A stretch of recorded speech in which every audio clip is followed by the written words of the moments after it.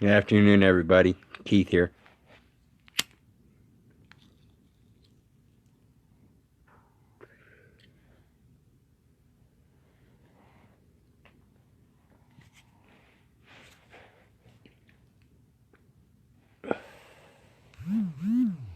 Hoping everybody's having a good day, enjoying life, living life, loving life. Want to talk to everybody today a little bit about one of the most important words in the history of the English language. How's everybody doing today? Hey, Lillian. You know, we got this problem with corruption in the world today, and everywhere we go, everybody keeps asking us about our identity. How do we identify ourselves? So I wanted to talk to everybody today about the history of the word identity. And when we think about the English language as it was formed, we think about it in the context of Latin. That's where it has its origins. So when we think about the word identity, and we look up the Latin etymology, we see a couple things. We've got, of course, the entity is one word, and a lot of us are quite familiar with what an entity is. An entity is something that which is living or is not living, but is real. It could be a piece of wood that's long since died, hasn't quite decayed, but it still exists, and therefore it's an entity. Then we have fictional entities, and those are the things that we think of in the context of corporations and things like that. Characters. We think about multiple personalities. People that have mental disorders known as multiple personalities. They have different characters. And so when we think about the word ID and the way it works,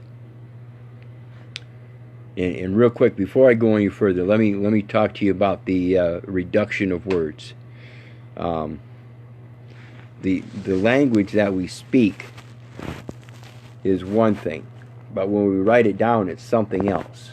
It's not the same. Something has been reduced. And when we think about this in its original form, we think back to when the Phoenicians first started the first written language and they started writing things down. It was a reduction. They wrote it down. And when we think about the definition of words, we've got to think about the definition of the word. So in other words, we got to think about the reduction of the word. That's what a definition is. It's a reduction of the word. So when we think about the Latin etymology of the word ID, which is actually pronounced id, and is the short form of idus, I-D-E-S, which is a genitive form for masculine, or the long form idus, or idus, I-D-I-O-S, which is the genitive form for feminine.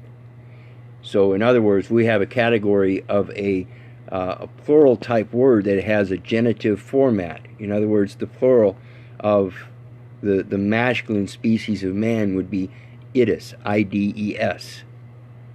The feminine form of man for woman would be I-D-O-S, idus, itis.